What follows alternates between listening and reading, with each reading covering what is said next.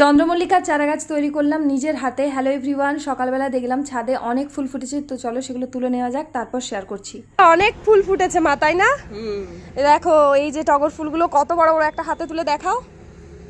হ্যাঁ একটা দেখাও, এই দেখো কত বড় সাইজের, পুরো থোকা টগর।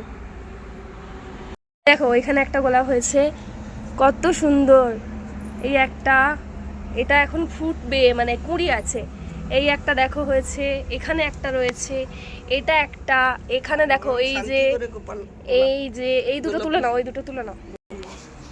এটা দেখি, দেখেও ভালো লাগলো আর কি। এটা ফুটবে, এটা থাক। ওইদিকে একটা আছে দেখো, হ্যাঁ এই একটা দেখো,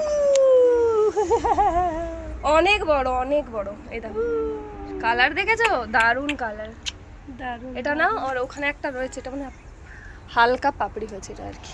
দেখো দেখাও দেখাও। হ্যাঁ এখানে আবার ম্যান্ডিভিলাও রয়েছে, তাই না? ওখানে একটা সাদা ম্যান্ডিভিলা আছে। এই দেখো আজকে পুরো মানে গোপাল ফুলেই ঢাকা হয়ে যাবে। এই ফুলটা দেখো কত বড় সাইজের।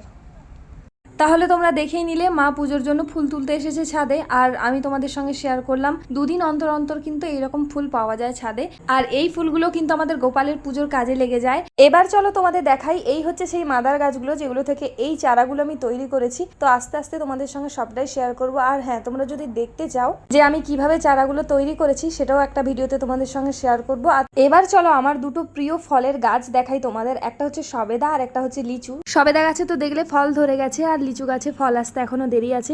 বাই দ্য ওয়ে, শীতকালে কিছু গাছ বসিয়েছিলাম, সেগুলো এখনো পর্যন্ত বেঁচে রয়েছে, আমি সেগুলোকে বাঁচিয়ে রেখেছি এবং ফুলও দেয়। তো এই হচ্ছে সেই গাছ ডাইনথাস, যেগুলো এখনো পর্যন্ত ফুল দিচ্ছে।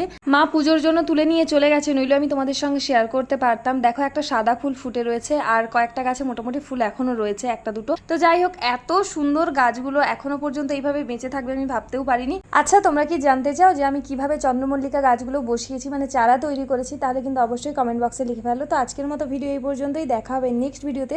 আর হ্যাঁ, সবাই কেমন আছে সেটাও জানিও। টাটা।